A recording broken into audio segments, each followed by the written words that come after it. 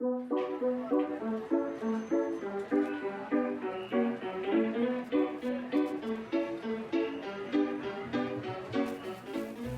tout le monde, ici Marjorie Théodore au micro.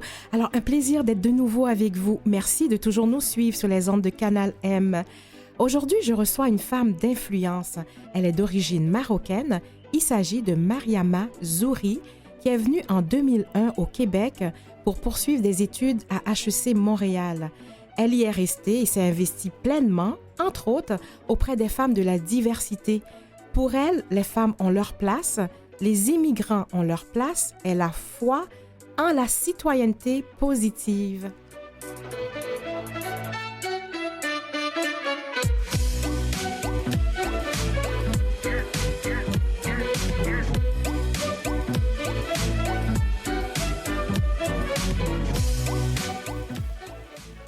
Bonjour Mariama Zouri. Bonjour, merci pour l'aimable invitation. Ah, vraiment, c'est un plaisir de t'avoir à mon micro. Et puis, tu es une femme d'inspiration. Je te suis un peu sur Facebook, sur LinkedIn et tout ça. Donc, on se connaît déjà, il faut bien le dire. Donc, alors, c'est pour ça qu'on va se tutoyer. Absolument. Et puis voilà, puis je vais en connaître davantage.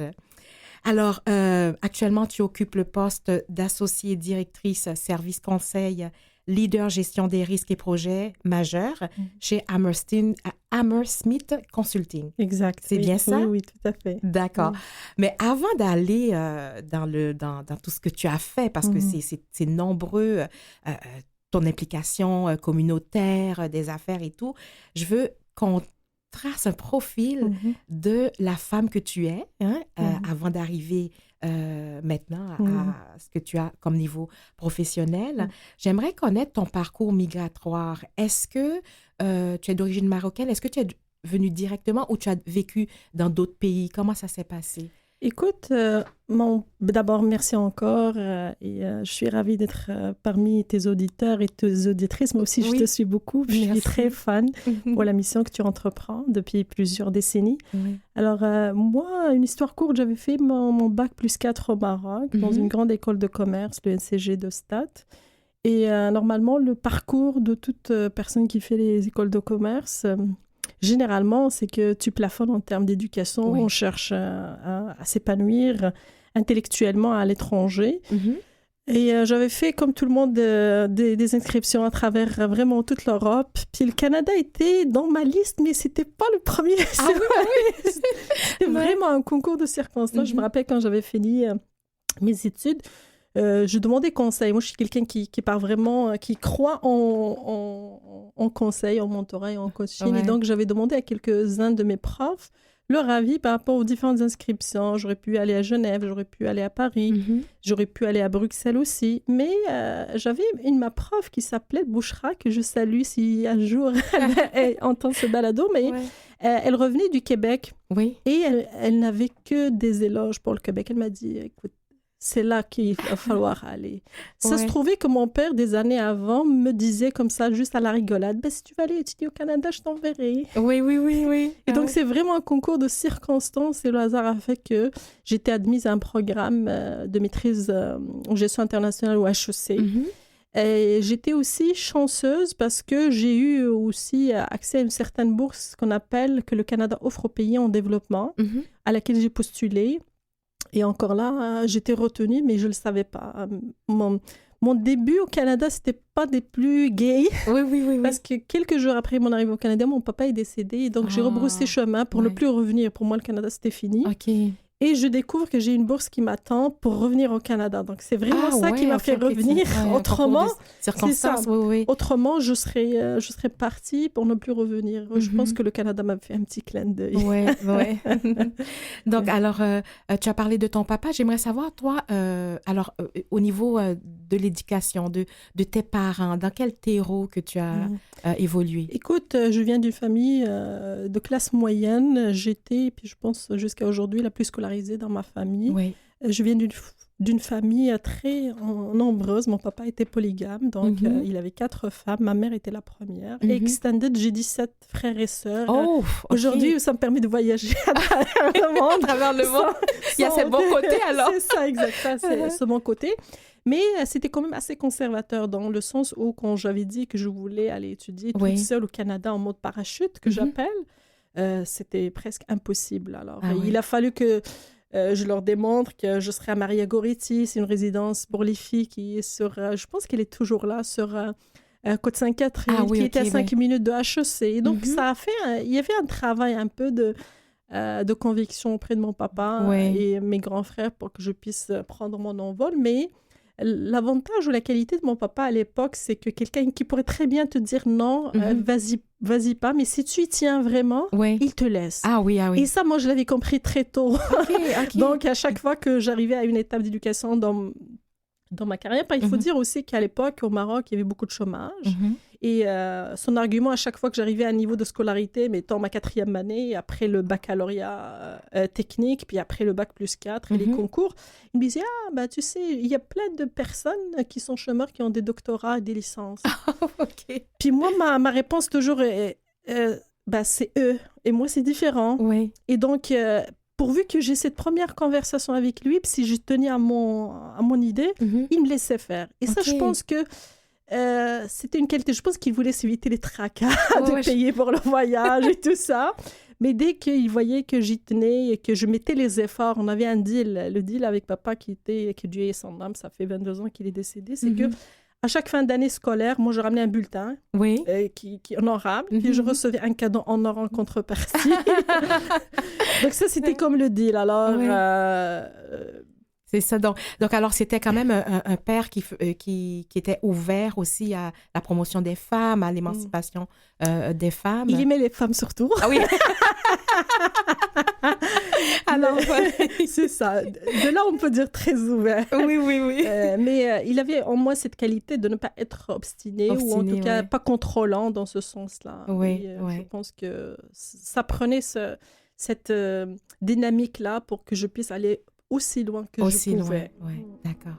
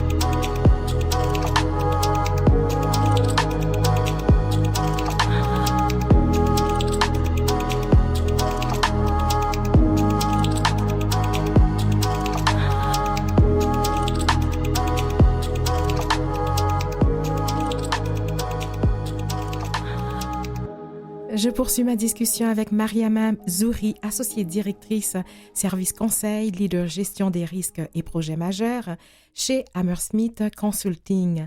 Alors, Mariama, dis-moi dans ce rôle-là, quel est ton mandat?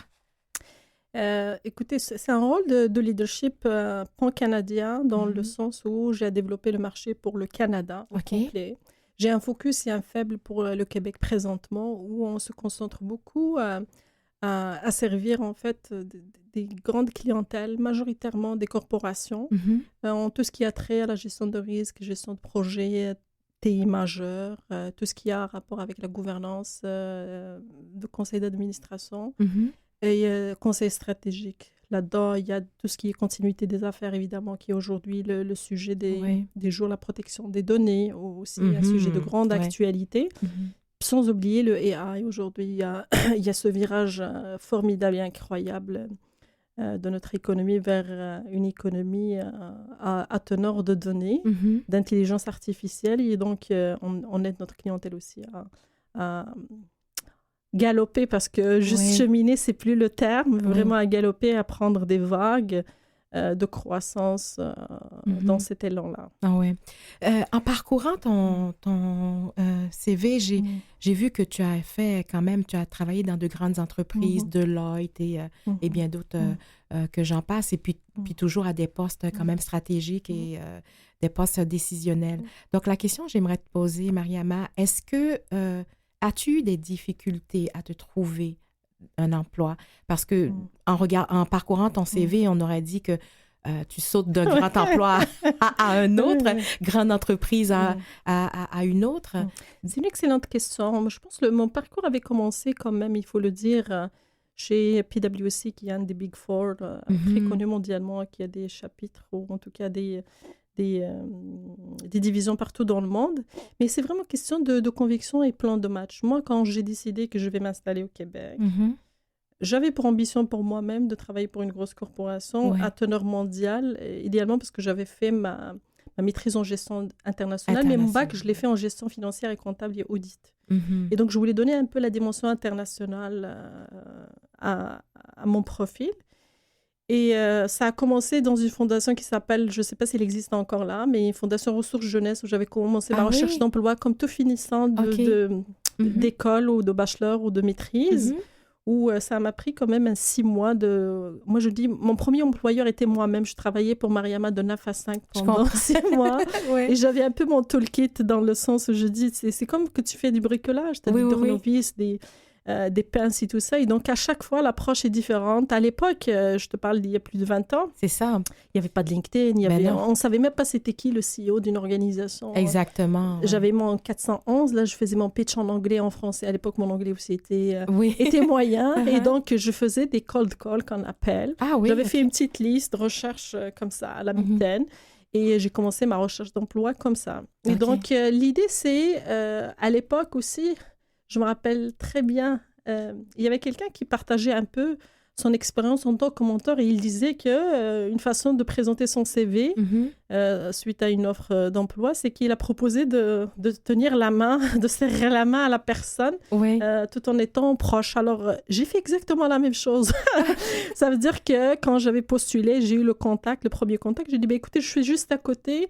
Il me ferait plaisir de vous donner mon CV en main propre. À l'époque, on donnait les copies. Exactement, c'est vrai. Et ce serait quoi votre café? Et je pense que aujourd'hui, c'est plus compliqué. Je dois l'avouer. Aujourd'hui, c'est très compliqué de se distinguer. On a besoin de compétences autres qu'académiques, des soft skills qu'on appelle, mais maintenant, on a besoin aussi des compétences digitales. Et le marché est très compétitif. La force de travail est de plus en plus jeune. Et au-delà de la jeunesse, le fait qu'on a expérimenté avec Covid le travail à distance, aujourd'hui, il y a des gens, tu peux recruter des gens à travers la planète. Oui, bien sûr. Même avec les fuseaux horaires différents, il y a peut-être 15 ans, c'était vraiment les corporations innovatrices qui avaient les espaces ouverts, qui pouvaient travailler à distance et tout ça, et être sur plusieurs fuseaux horaires. Mais c'est ça, c'est pas... Il y a plein d'embûches là-dedans, il y a eu des épisodes difficiles, mais surtout, moi, je pense à chaque fois, ce qui me permettait de rebondir, c'est de croire en moi, en mes compétences, et que surtout, no one, je vais le dire en anglais, je m'excuse, mais no one can make you feel inferior without your consent. Quand tu crois à quelque chose et tu y rêves, tu poursuis ton rêve. C'est ça. Ne laisse pas quelqu'un déterminer ou dessiner avec son crayon sur ton tableau de rêve. Voilà, la direction que tu devrais prendre, quoi. C'est ça. J'ai vu aussi que tu avais été nommée parmi les 15 influenceurs du Québec. Ça, c'était en 2017, par l'émission Gravel, le matin à Radio-Canada. Comment tu as réagi à cette nomination? Parce que c'est quand même c'est une grande reconnaissance. Et puis, c'était basé sur quoi? Parce que tu avais déjà un parcours. En fait, ça rejoignait l'époque, il y avait le grand attentat de Québec. Et c'est arrivé, je pense, un dimanche. Moi, une semaine avant, j'avais pris la présidence du Congrès maghrébin du Québec. Exactement. C'est ça, à titre bénévole. Et c'était un peu mon application communautaire. Et j'ai participé de façon importante et significative avec l'équipe en place aussi on va dire, à gérer la crise, à gérer la tension et l'émotion qu'il y avait en ce moment-là. Et donc, j'ai contribué, je peux le dire modestement, à vulgariser un peu le contexte de cette communauté. À l'époque, j'avais commenté mal aimée, mal comprise. Les gens ne comprenaient pas qu'est-ce que les gens faisaient à la mosquée. C'est ça. Quoique pour moi, ce sujet reste encore un sujet privé, personnel, dans l'ordre de la vie privée. Mais c'est ça, c'était cette contribution un peu à cette grande... Je pense qu'on a tous, comme Québécois et Québécoises, vécu ça de façon proche et de façon émotionnelle. Oui, tout à fait. Oui, Mariama, c'est ça. Donc, alors, l'émission Gravel le matin, tu voulais préciser? Ce que je voulais préciser, c'est que c'était quand même un moment tournant pour la communauté dans le sens où j'avais quand même le luxe de décider de ma contribution à cette émission-là. Et je pense que la première émission, c'était une déclaration d'amour au Québec pour dire que au-delà de toute particularité, qu'on soit issu de la diversité ou qu'on soit, comme on aime les appeler, des Québécois de souche, on a le même enjeu et on vit de façon socialement connectée. Et aussi, parce que lorsqu'on arrive comme immigrant, on pense toujours, on garde comme un pied. Puis c'était un message important à ma communauté de ne pas garder un pied là-bas et puis un pied ici. Soit qu'on est ici, soit qu'on est là-bas. Et la deuxième, c'était vraiment de parler des accommodements professionnels. Parce qu'on vient ici parce qu'on a un projet économique et d'éducation pour nos enfants. Et encore là, je peux me faire reprocher ce point-là, mais pour moi, tout ce qui est pratique religieuse, c'est de l'ordre du privé. Aujourd'hui, les organisations ont bien évolué. Il y a des salles de yoga dans les organisations. Il y a personne, des salles de repos, il n'y a personne qui empêcherait quelqu'un de lancer son tapis et faire sa prière. Dire, on a évolué collectivement dans cet espace-là. Exactement. Ça m'amène à aussi te poser la question parce que j'ai trouvé ça intéressant. Tu as parlé de citoyenneté positive.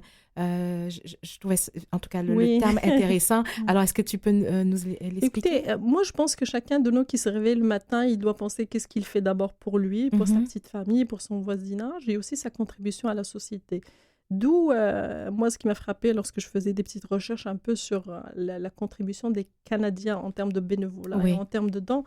Il y a 30 millions de Canadiens qui font au moins un geste par année communautaire. Et donc, à partir de là, je pense qu'on devrait collectivement, et je pense qu'on le fait, qu'on le fait bien dans une grande mesure.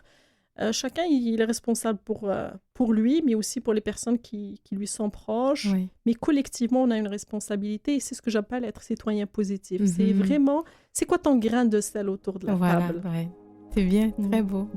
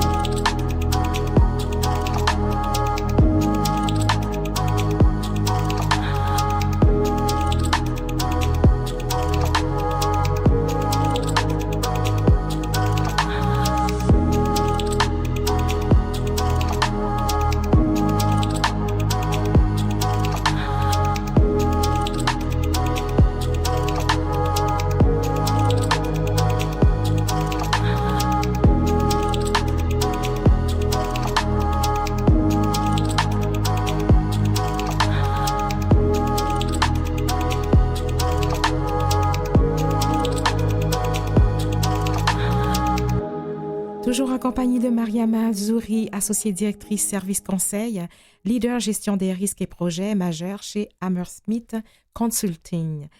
Alors, Mariama, tu es présidente de PMI Montréal.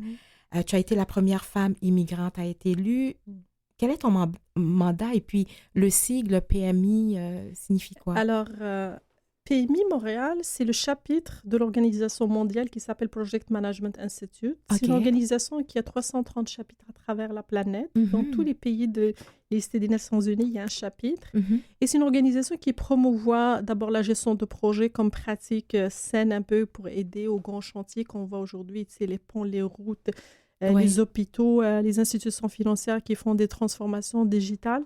Il y a toujours quelqu'un qui fait de la gestion de projet quelque part. Puis, ils sont responsables de tout ce qui est formation et certification. C'est l'équivalent un peu des médecins ou des avocats, mais en gestion de projet. Cette organisation au Québec, c'est parmi vraiment les plus pionnières. On est le numéro 5 mondialement et le numéro 1 en francophonie, ce qui n'est pas rien. C'est une organisation aussi qui a un an plus que mon âge. Elle a été créée en 1977 par des personnes vraiment que j'appelle les bâtisseurs du Québec. PMI Montréal, elle en regorge de ces talents-là qui ont participé à tous les travaux de construction et d'infrastructure de Montréal, les grands hôpitaux qu'on connaît aujourd'hui, les grandes universités, tous les projets transformateurs du Québec. OK. Puis tu as été la première femme immigrante à la présidente ou... ça veut dire qu'il n'y avait que des hommes avant? En fait, pour la petite histoire, je pense qu'il y avait trois hommes. Il y avait 2 femmes avant moi. OK. Puis c'est un espace très blanc à la base. À la base. Donc, je suis officiellement la 3e femme. D'accord. Mais la première immigrante à briguer ce mandat de présidence. Mon mandat particulièrement vise à promouvoir la profession de gestion de projet. On a quand même une communauté qui compte 5200 professionnels. Ah oui, OK. Et ça, juste dans la région de Montréal. De Montréal c'est spectaculaire. On parle de hauts professionnels qui ont un bac et plus. Donc, c'est un mandat très challengeant, je dois l'avouer. Mais c'est une communauté des plus formidables qui nous permet de connecter aussi avec des gens à travers la planète. Puis pour moi, c'est une organisation qui contribue aussi à l'essor du Québec, au-delà de ce que je viens de citer depuis 1977. Aujourd'hui, ça fait partie un peu des solutions à la crise en ressources humaines. C'est ça au Québec, parce que c'est l'une des rares certifications qui donne accès au marché de l'emploi direct. Ça veut dire quelqu'un qui a la certification PMI, Project Management Professional, que ce soit en Chine, que ce soit en Inde, que ce soit au Maroc ou en Afrique du Sud ou en France, c'est le même contenu. On est formé de la même façon. D'accord. Donc, il n'y a pas ce genre d'équivalence ou de contexte. Et pour moi, ça, c'est quand même... D'ailleurs, on fait des efforts très importants auprès du gouvernement pour les sensibiliser à l'importance du rôle d'un gestionnaire de projet sur les grands chantiers que le gouvernement entreprend, mais aussi au privé. Notre communauté est présente de façon significative à travers toutes les organisations. C'est une reconnaissance internationale, finalement, qui nous permet de travailler un peu partout. Écoute, Mariama, tu fais plein de choses parce qu'en plus, c'est très actuel, ces différents postes. Je vais poursuivre avec celui où tu sièges au conseil d'administration de l'Office des professeurs, des professions, disons, du Québec, qui chapeaute 45 ordres. Alors, tu vois, j'ai un chat dans la gorge, c'est parce qu'il y en a trop. Alors, comment on arrive à être nommé par le gouvernement? Puis, en plus, j'ai vu que tu étais présidente du comité audit. Et, comment que c'est arrivé? Écoute, d'abord, moi, je ne connaissais pas l'Office des professions du Québec. Je connaissais les ordres professionnels de par ma pratique. Alors, on parle lors des CPA, lors des ingénieurs, lors des avocats, lors des médecins. Et j'ai entendu par l'entremise d'une personne qu'il sollicitait des candidatures pour briguer un mandat à l'Office des professions. On a sollicité mon CV. Et donc, j'ai regardé ce qui était requis, j'ai monté mon dossier et ma candidature a été retenue en 2017. Je me rappelle, c'était le 14 février que j'étais nommée par à l'époque, c'était le gouvernement libéral. C'était venu le jour du Saint-Valentin. C'est pour ça que je me rappelais. Un beau cadeau de Saint-Valentin. Oui, puis j'étais renouvelée par le gouvernement présent actuellement de la CAQ Et depuis, au-delà de mon rôle comme administratrice ou mon représentante, on appelle ça... Moi, dans mon rôle, je représente un peu le volet protection du public.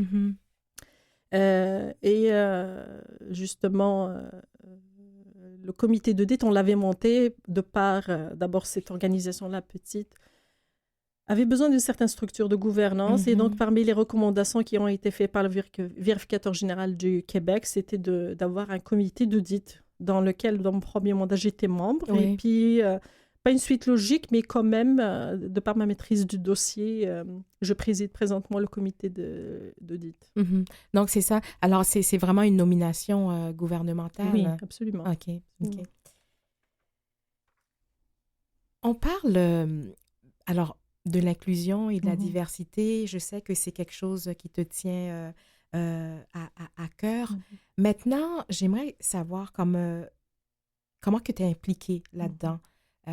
Comment que tu portes cette cause?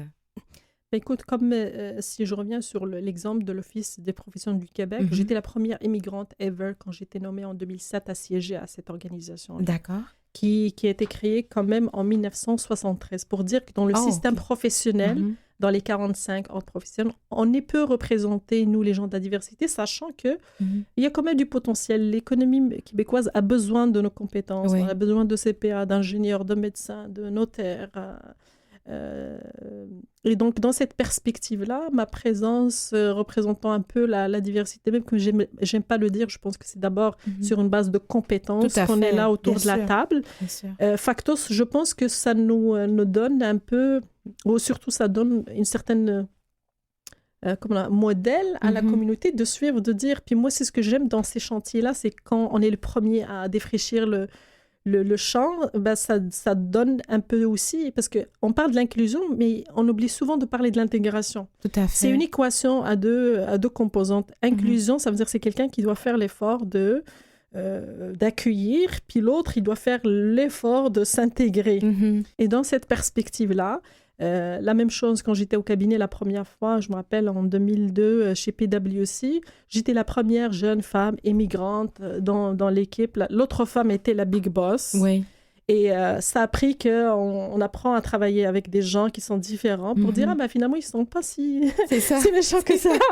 Et c'est d'apprivoiser, en fait, la différence. Et je pense que qu'on a fait du chemin. On a des têtes d'affiche incroyables qui font du travail formidable, comme d'ailleurs ce que tu fais, Marjorie. Merci. Et donc, ça prend des personnes qui défrichent les premières routes pour les autres. Moi, je ne voudrais pas que ma fille, lorsqu'elle va avoir 22 ans, 23 ans, ait encore même qu'elle est née ici, à devoir s'identifier comme elle est issue de la diversité. Elle est québécoise, full stop. Je comprends bien.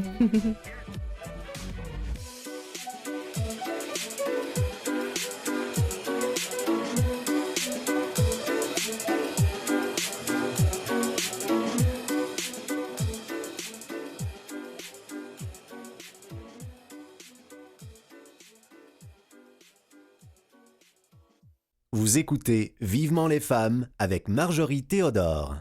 Mariama, pour faire suite à ce que tu as dit précédemment, que penses-tu des nouveaux postes EDI, équité, diversité, inclusion? Maintenant, chaque grande entreprise a son directeur ou sa directrice EDI, sachant aussi que tu as été membre de la table ronde des forces armées canadiennes sur l'inclusion et l'intégration professionnelle de la diversité. Donc, j'aimerais... Moi, c'est un peu flou pour moi, parce qu'on en a vu ces derniers postes, c'est quoi? Ça date peut-être d'à peine 3 ans, même moins que ça, c'est ça, 2 ans. Donc, et qu'est-ce que ça veut dire? Puis qu'est-ce que tu en penses, toi? Moi, je pense que je le vois ça d'un bon œil déjà. Parce que souvent, par exemple, quand j'avais rejoint Deloitte en 2017, vite, notre CEO à l'époque, le Big Boss de Québec, m'a approché pour me dire, est-ce que tu peux être le co-porte-parole de l'inclusion avec moi? Et ça vient avec une charge de travail additionnelle à ta charge principale avec laquelle on paye nos taxes. Et puis, on ne faisait pas des 9 à 5. Et je pense dédier un poste rien que pour ça, parce qu'après, c'était vraiment du bénévolat. Puis, on avait un comité d'inclusion, de diversité à l'intérieur de l'organisation. C'était toujours un rôle bénévole. Alors que pour moi, la diversité et l'inclusion, c'est un vecteur de croissance économique. Si les organisations l'ont compris il y a 2 ans, je ne peux être que ravie parce que c'était un peu ça que je prêchais il y a longtemps, que diversité et inclusion, c'est pas juste une cause sociale pour montrer sa responsabilité sociale, mais c'est vraiment un vecteur de croissance. C'est tout dollar investi en inclusion, en diversité, en équité, c'est un dollar qui a un retour sur investissement. Et à partir de là que les investisseurs dans les organisations, les conseils d'administration comprennent que ça fait partie de l'équation économique, je pense que ça rassure déjà l'organisation. Puis ça l'incite aussi à investir. Parce que quand je dis vecteur de croissance économique, c'est un levier d'innovation. Ouais. Les gens autour de la table qui sont de différentes origines, qui sont de différentes formations, qui sont de différents âges aussi, parce qu'aujourd'hui, c'est pour la première fois qu'on a dans la même organisation peut-être 4 ou 5 générations à la fois, ce qui est formidable. Alors, tout ça a besoin d'être canné, d'être représenté de façon stratégique dans l'organisation via la création de ces postes-là. D'ailleurs, même à PMI Montréal, on a sorti en mars dernier, en coïncidence avec la Journée mondiale, la charte de PMI Montréal sur le sujet, pour confirmer aussi qu'on va dans cette même veine. Donc, pour toi, tu penses que ces postes-là vont rester et puis...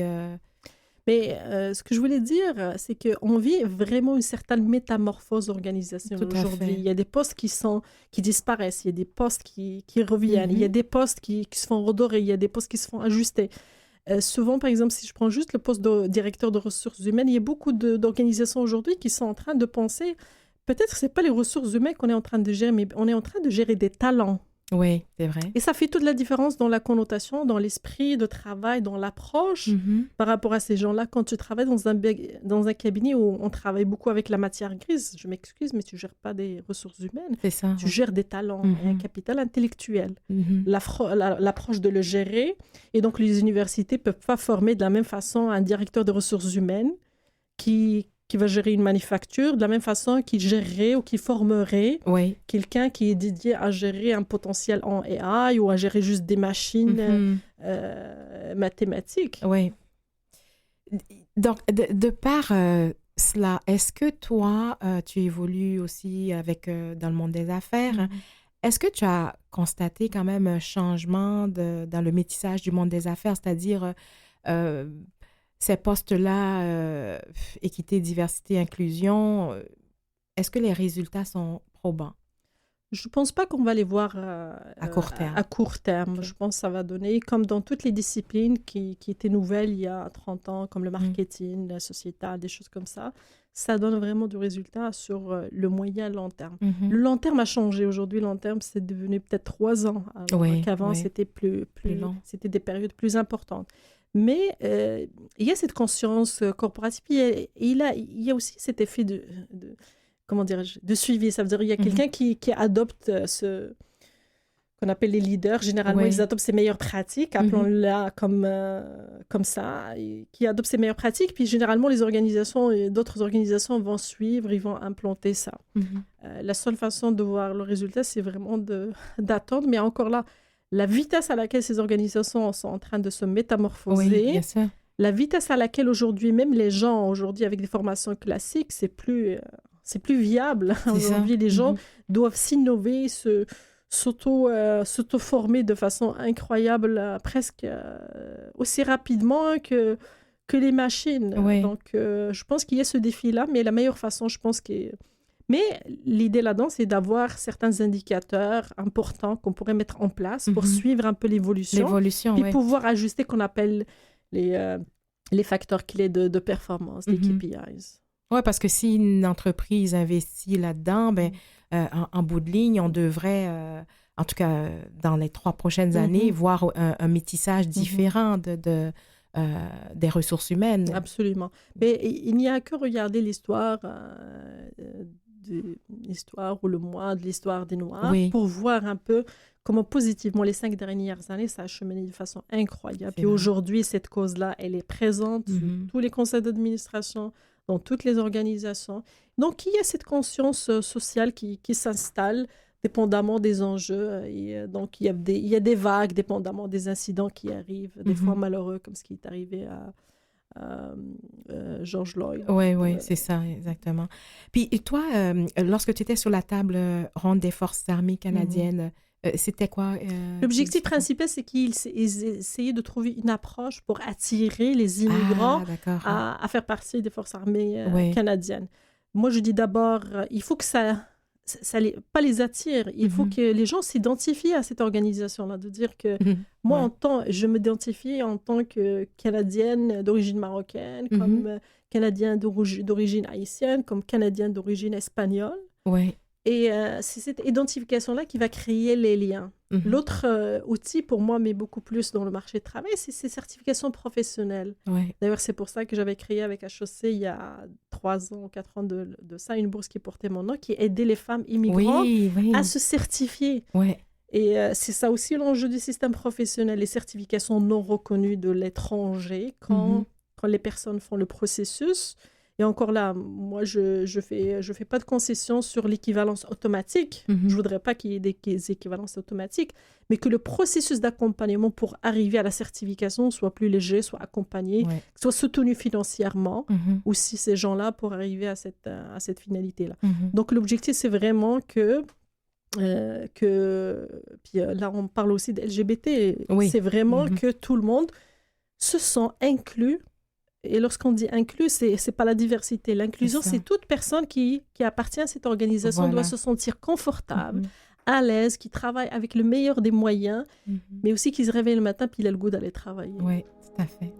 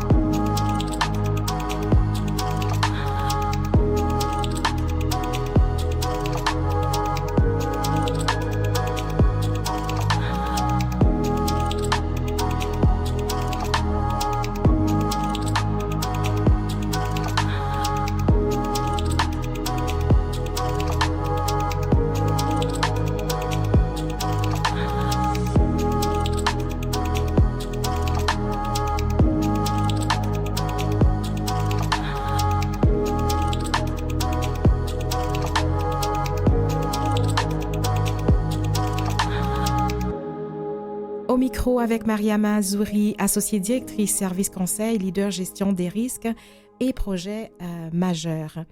Donc, Mariama, on a parlé de toute ton implication au niveau des affaires, au niveau professionnel. Et maintenant, j'aimerais parler du côté communautaire. Tu es aussi très impliquée. Est-ce que pour toi, c'est une façon de redonner? Écoute, c'est une excellente question. Puis je me fais poser beaucoup cette question-là. Pourquoi c'est important pour toi? Moi, je pense que j'ai eu un moment... D'abord, je pense qu'on a ça dans l'ADN, nous, qui vient d'ailleurs, de vouloir aider, de vouloir être là pour les autres. Mais j'ai eu comme un moment en 2013 d'éveil, parce que j'étais dans le monde corporatif vraiment de façon intense et presque concentrée.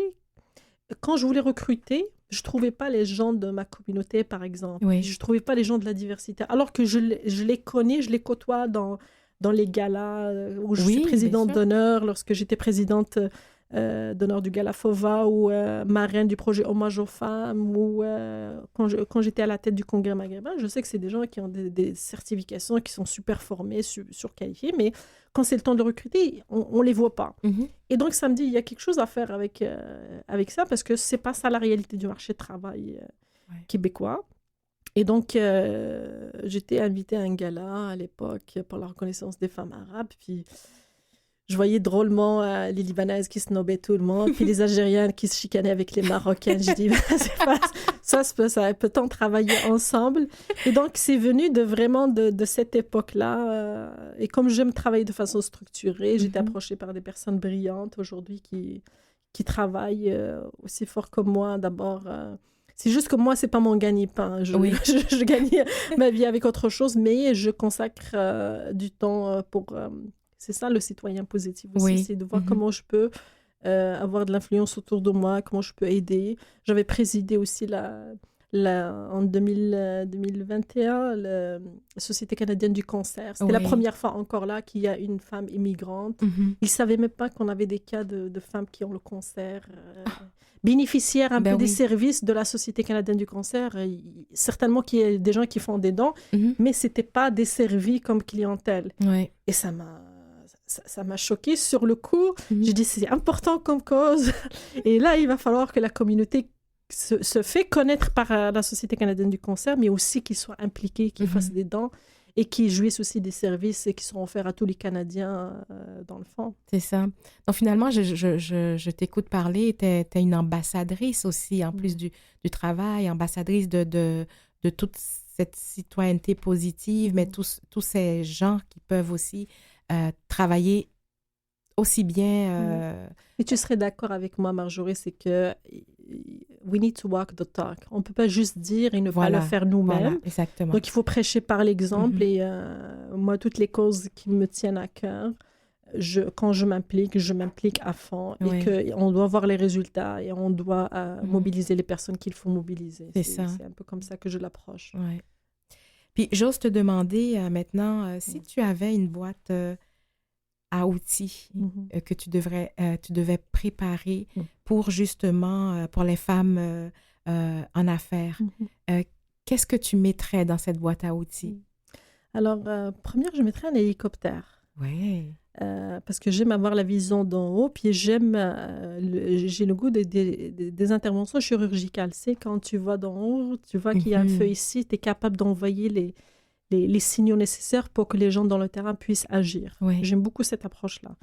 Je mettrais peut-être un ballon de football parce que, tu sais, c'est fédérer les gens, c'est jouer, avoir du plaisir, mais aussi travailler. C'est tout le monde, 11 personnes qui tournent, enfin, deux qui tournent autour d'un ballon pour un but commun. Oui. Pour moi, c'est très fort comme exercice. Puis, des fois, on est obligé d'avoir l'extincteur. Ah oui. Parce qu'il y a des feux. Forcément, il y a des gens qui sont en détresse. Il y a des coins dans une cuisine qu'il faut éteindre. Je pense que j'aimerais avoir ça. Puis moi, je suis une bricoleuse. Alors, chez moi, je fais beaucoup de décoration. J'aménage. La seule chose que je ne peux pas toucher, c'est une scie. J'ai peur pour mes doigts. Mais, revoir, remodeler, je dirais pas la maçonnerie, mais presque le design intérieur avec la maçonnerie, un peu d'architecture. J'aimerais avoir des outils comme ça pour pouvoir redessiner les choses. Mais pas dessiner tout ça. Il faut que ça soit fonctionnel. Un tournevis aussi. Oui. Un tournevis, c'est très important parce que c'est un peu la force de précision. J'aime la drill, mais des fois, dans certains contextes, tu as besoin de petits tournevis minces. Là, quand ta poêle, là, elle commence à shaker, tu as besoin de petits tournevis pour aller la serrer, puis elle continue de fonctionner de façon formidable. Et qu'est-ce que tu mettrais pour les moments un peu de découragement, comme tu avais parlé un peu plus tôt, de rebond, qu'est-ce que tu mettrais? Patiner. Wow, c'est des patins. J'aimerais ça. J'ai réussi que ma fille, elle skie puis elle patine. Et je pense, pour dévier, c'est un art. J'ai toujours été fascinée par le patinage artistique. J'en regardais des heures et des heures. Toutes les compétitions, je les suis. C'est d'une force, c'est d'une vulnérabilité à la fois et d'une précision et d'une grâce, tout en étant dans un mode compétitif. J'aimerais avoir des petits patins. Ben, je prendrais la boîte à outils, moi. Et avec ça, est-ce que tu as déjà pensé ou tu en fais déjà du mentorat auprès des femmes? Beaucoup. Okay. Je me fais solliciter beaucoup. De façon structurée, on le fait au PMI Montréal, le mentorat. Je pense que moi, j'ai eu la chance très tôt d'avoir compris que le mentorat et avoir des mentors auprès de qui on peut demander conseil, c'est quelque chose de vital. Parce qu'il y a des gens qui nous dépassent d'expérience, de vie, et professionnelle et émotionnelle aussi. Et vraiment, toutes les occasions qui pourraient me permettre d'être proche des femmes puis leur donner un coup de pouce, je le fais. J'étais fascinée à mon dernier voyage au Kenya d'avoir rencontré des jeunes journalistes stagiaires qui sont en âge entre 16, 18 ans, 20 ans. Et ça m'a rappelé quand j'étais au Maroc, moi, à cet âge-là. Et on ne peut pas décliner une demande de mentorat, une demande de coaching quand on a la chance de le faire. J'ai eu la chance d'avoir des gens très généreux que si je commence à les lister, la liste va être longue, mais donc Louise Champeau-Paillé, que je recommanderais vivement d'être votre invitée. Ah oui, c'est bien noté. C'est une femme formidable. Et encore, c'est des gens qui font la différence, des fois juste par le temps qu'ils te donnent, par un conseil. Et donc, c'est presque disgracieux que quand tu te fais solliciter, tu retournes pas l'ascenseur d'une façon ou d'une autre. C'est vrai, oui.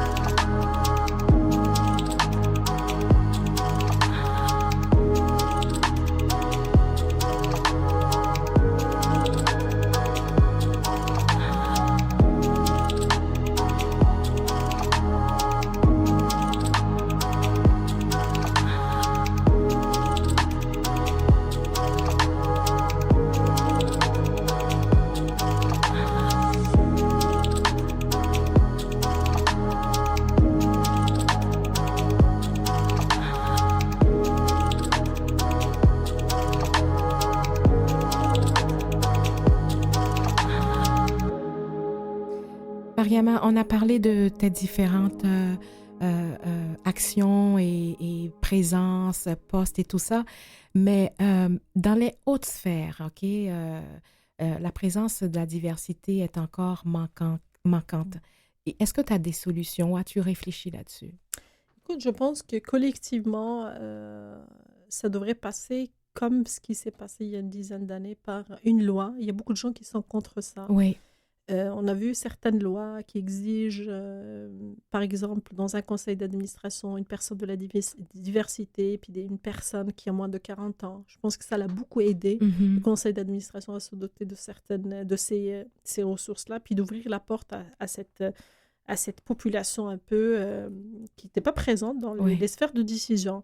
Moi, je pense qu'on a besoin d'une loi un peu plus exigeante et un peu plus sévère parce que c'est pas vrai que ces 10% est représentatif de notre diversité. On est encore dans cette, je pense, gêne organisationnelle de dire qu'on va mettre la diversité. Puis je pense que le secteur bancaire, on est l'exemple, ou les assurances, c'est qu'on met les gens de la diversité là où il y a de la population, puis là où il y a beaucoup de diversité.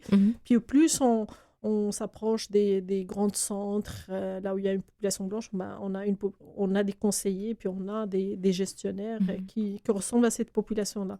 Ça, c'est intelligent de point de vue gestion et organisation. Il n'y a pas de mal là-dedans.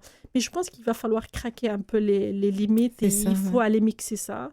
Encore, moi, je ne fais pas de concession sur la compétence. Il faut vraiment, on revient toujours à là. On n'est pas autour de la table parce qu'on est de la diversité. On est autour de la table parce qu'on est compétent. Exactement. Ça se trouve qu'on est de la diversité aussi. Voilà. Ouais. Donc, pour moi, c'est un avantage additionnel à la discussion quand on a ce levier-là. Et donc, le voir encore comme un facteur de croissance économique.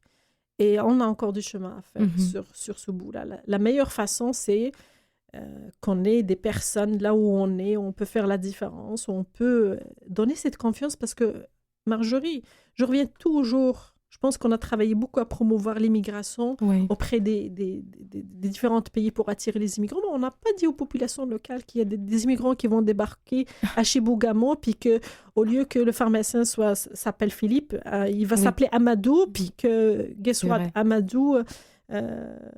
c'est un homme de couleur. La madame qui a 80 ans, qui arrive à chercher ses médicaments, qui a toujours le voix Philippe, elle va être choquée le jour où il y a Amadou qui s'affiche sans qu'elle soit préparée. Je pense que ce bout-là, et je n'ai pas arrêté de le dire aux différentes organes décisionnels aux sphères de l'immigration, c'est qu'il faut faire campagne aussi, faire comprendre à ces gens-là que ces gens-là ils contribuent à l'économie, ils payent des taxes, ils sont un facteur très positifs. C'est des citoyens très positifs qui se réveillent comme toi et moi le matin pour aller travailler.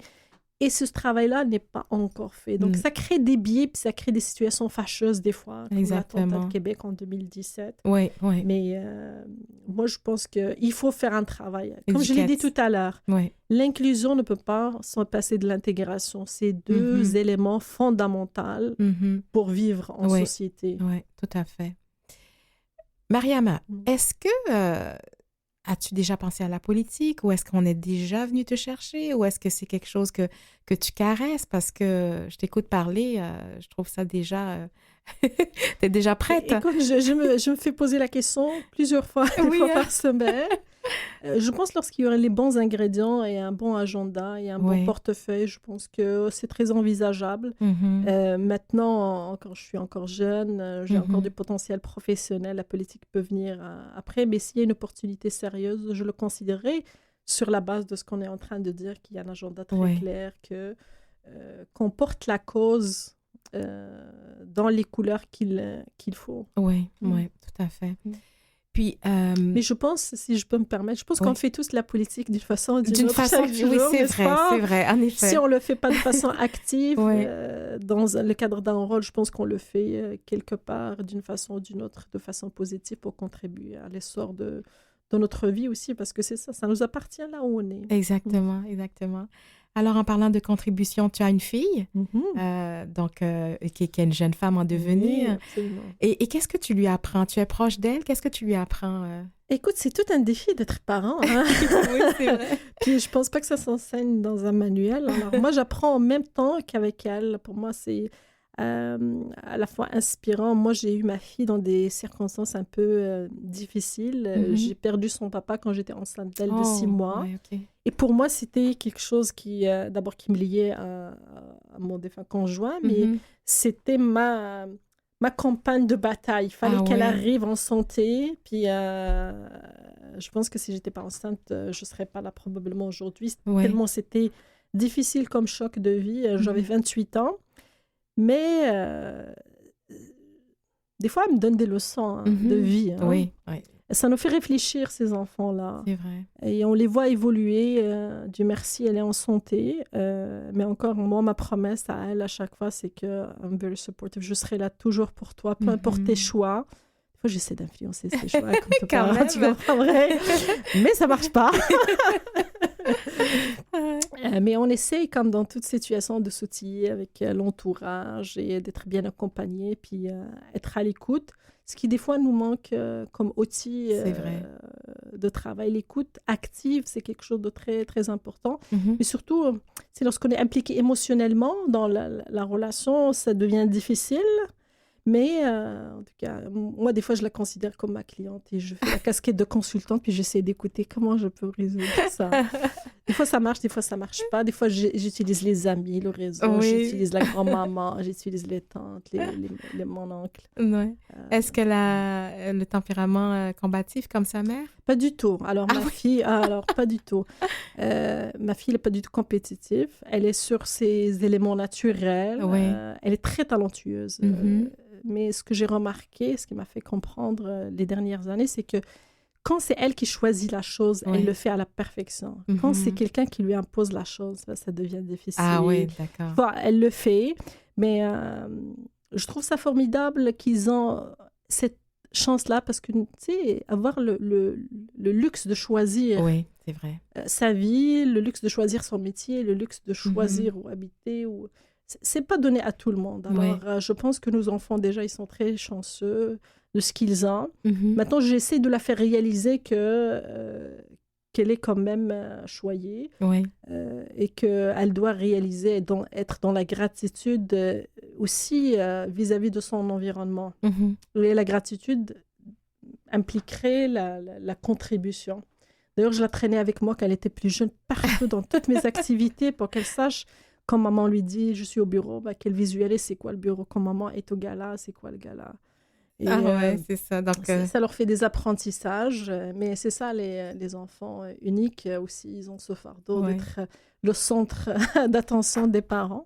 Tout à fait. Donc, c'est tout un apprentissage. Donc, on termine notre émission. J'aimerais juste, pour terminer, une femme d'inspiration, juste le nom qui t'auraient inspiré? Alors, plusieurs, mais je reviendrai sur le nom de Louise Champaud-Payet. Il y a Yves-Francine Ruel-Hérault. Oui. Alors, pour te dire, tu vas trouver ça drôle, mais moi, j'ai une grande-maman québécoise et j'ai une grande-maman haïtienne aussi, Jojo. Oui. Jocelyne, c'est des personnes qui, de façon généreuse, humaine, c'est quand tu choisis tes grands-mamans, c'est comme incroyable. Oui. Alors, j'ai le luxe, moi et ma fille, de choisir des grands-mamans et c'est formidable. C'est super. Alors, merci Mariama Zouri d'avoir accepté notre invitation. Alors, vraiment, j'ai eu un immense plaisir à t'interviewer. C'est très fort agréable. Alors, je rappelle que mon invitée est Mariama Zouri, associée directrice service conseil, leader gestion des risques et projets majeurs chez Hammersmith Consulting. Ceci met fin à notre émission. Merci à toute l'équipe. Mathieu Tessier à la mise en onde, Lynn Roy à la recherche, Jean-Sébastien Laliberté, chef diffusion technique. Ici Marjorie Théodore qui vous donne un autre rendez-vous la semaine prochaine.